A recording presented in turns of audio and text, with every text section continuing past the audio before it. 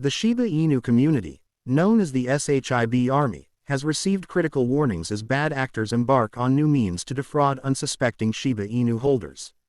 In separate tweets, Shiba Army Scam Alerts, an X handle dedicated to uncovering scams and protecting the Shiba Inu community, issued important alerts that would ensure the safety of crypto assets. First, the Shiba Inu community is reminded that Shiba Inu ecosystem token treat has not been officially released. The community should be wary of malicious individuals attempting to deceive them into believing that the treat token has been launched. The Shiba Inu community should also be aware that tokens not connected to the Shiba ecosystem are circulating. In this sense, they should stay vigilant against false claims and prioritize safety.